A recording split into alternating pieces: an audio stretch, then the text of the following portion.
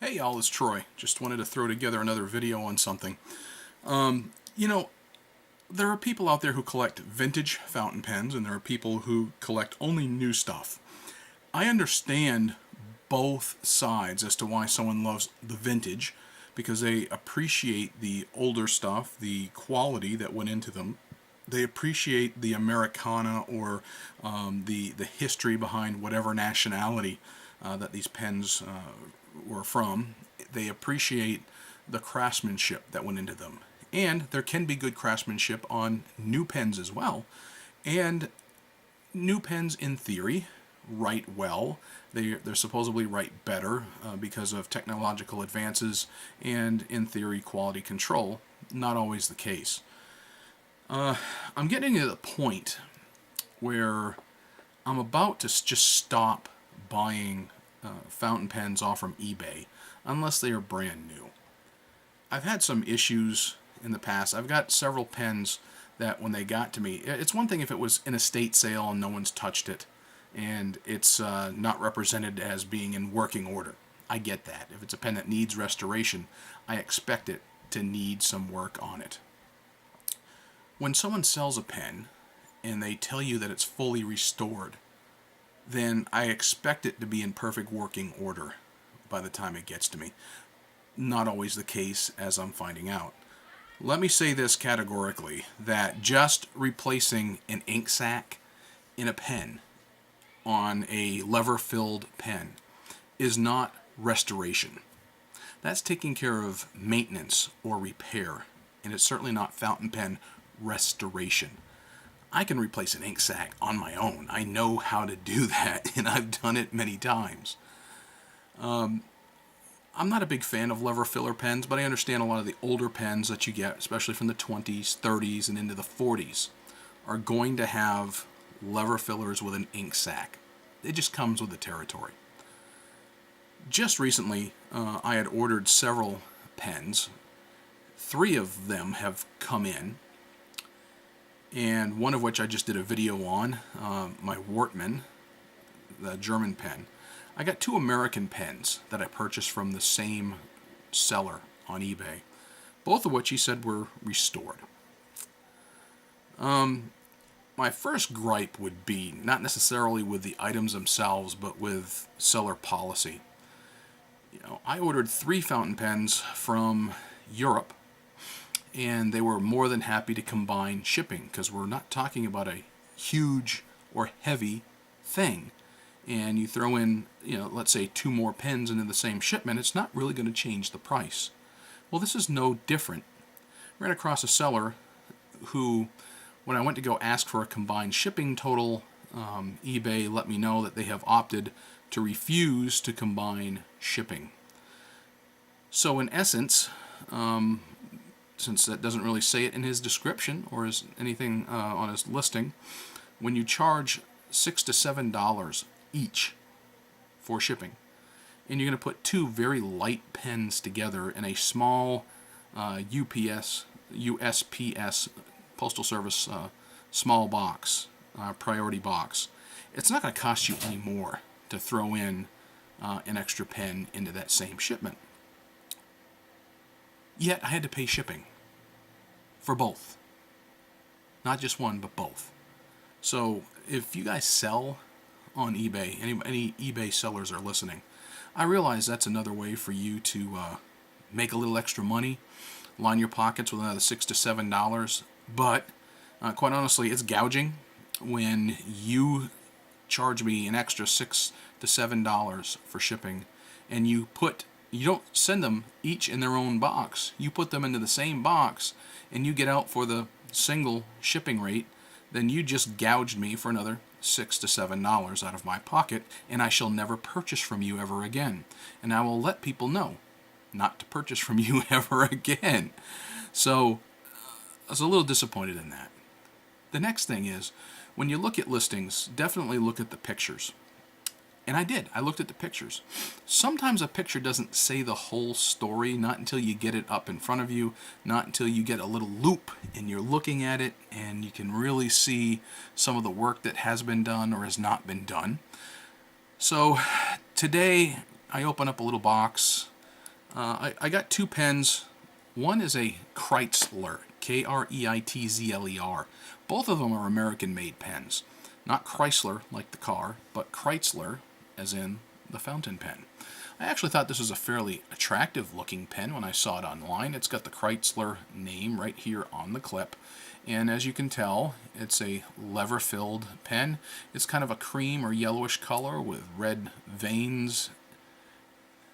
It's got a little gold trim here. And when you open it up, it's got a 14-karat nib. Now, the pictures online did actually show the nib, but it didn't really tell the whole story till you really get it in front of you. It's really hard to tell. Although the picture was still fairly decent, you know, the tines are a little bit odd. If you look at my fingers here, you see that one finger is shorter than the other, as it is on most folks. Well, that's how these tines are, and this is not a simple oblique style nib where you've got an angle on your tines. This is where somebody, I mean, look, I don't know if you can see that, but when you can see the nib has really been ground down, and you can see the feed from the top looking in, you can tell that somebody, it looks like, was doing some amateur nib grinding on a pen. That's what it really looks like to me. And they really gouged in on both sides of the nib.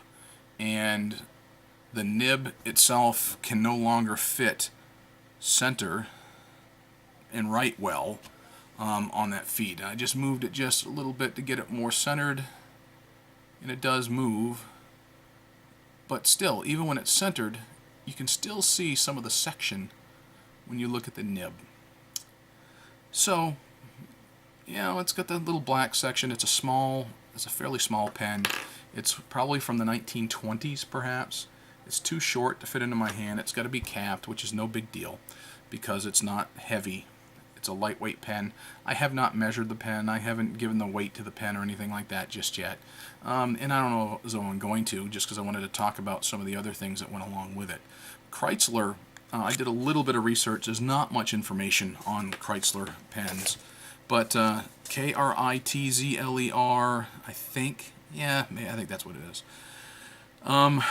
Other collectors are out there who have gotten some of them, and they said it's remarkably similar to the Morton. The Morton was a brand of the Union Fountain Pen Company. This pen was probably manufactured in the New York City area. Many of the Morrison's pens that were out there had warranted nibs, and that's what this one has, a warranted nib. It doesn't have a Kritzler nib. My understanding is that Louis Kritzler started as a pen maker for the Armenian Marion Company in New York, also known as the St. George Fountain Pen Company, and I think he was a nib maker.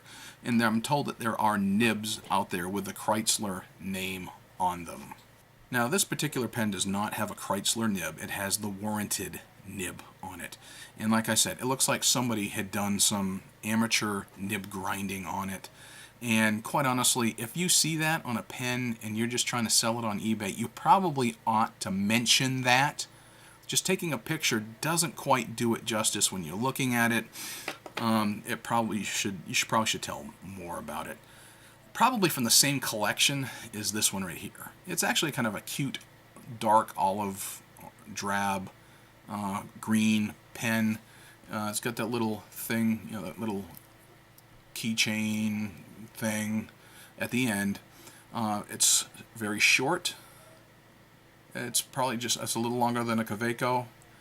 Also a lever filler. This pen I actually like better than the other pen, and I don't like pocket pens. But by the time you post this little sucker, it fits okay in the hand.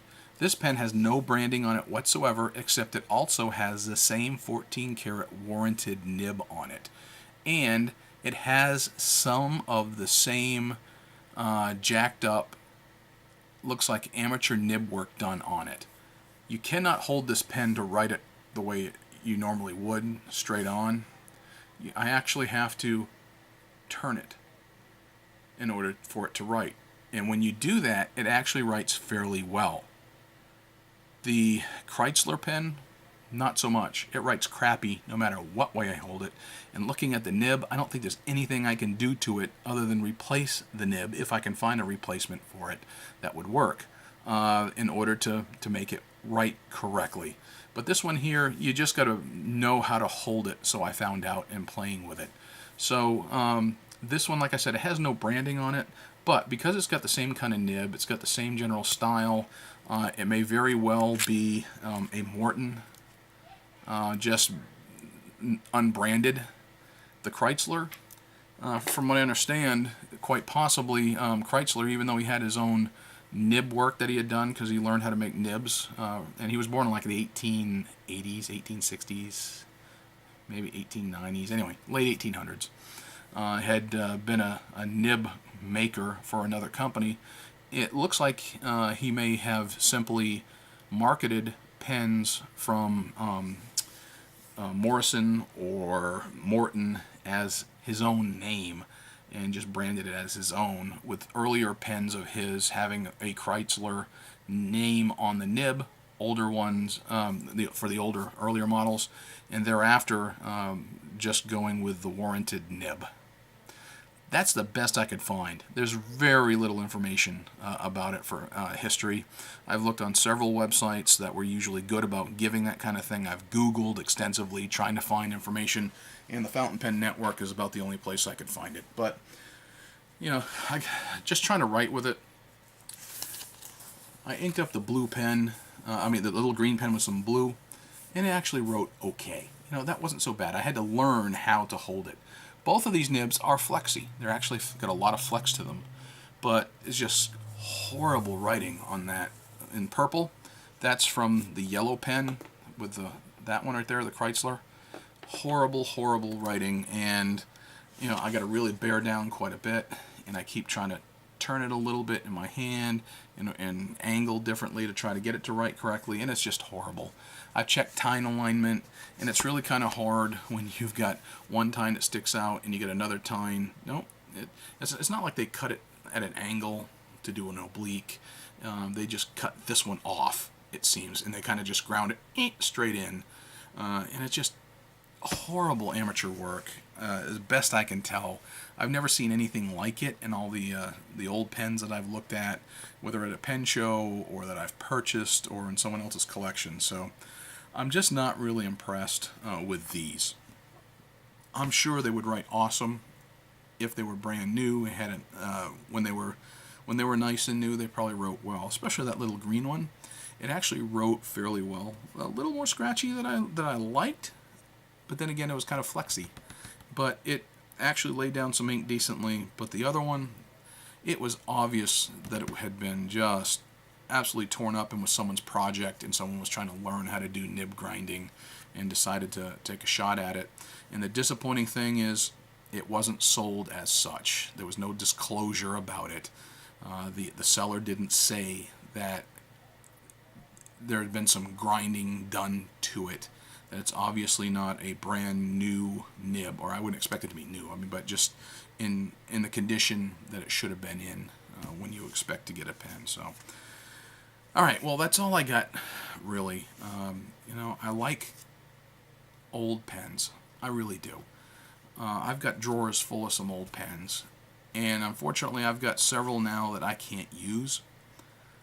One of them is a little beyond my expertise. Another one, I might as well chalk it up to the same. One of them I can probably fix if I spend a lot of time with it. I just don't have the time for it.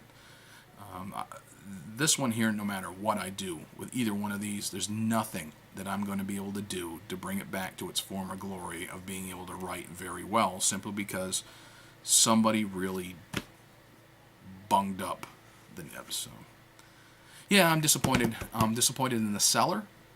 I'm disappointed in the quality of these pens. And like I said, the pens themselves, it's just the nib that seems to be the problem. They fill fine. They try to write. It's just and the disclosure on that. So yeah, I think my days of buying used or especially vintage pens may be over, just because I'm tired of this You know, if you tell me it's new old stock, all right, maybe we'll think about it. Then again, somebody tried to sell me a camera so I can use to do writing samples. They said it was new old stock. It was still in a box, never been used, and was being sold as new. But you know what? It was 15 years old. And, I mean, 2002. It's like I got an old IBM webcam that I bought back in 2001, and it was horrible and grainy. Well, that's kind of how this thing looks. So they didn't say that it was 2002 new old stock. They just said it was new in a box, never been used, and it was being sold as new. Yeah, 15 years ago, new. So I wasted money on that too. So, yeah, eBay's really irritating me, or sellers on eBay, more than anything else. Alright, I'm going to stop griping now, rant over, and I am done.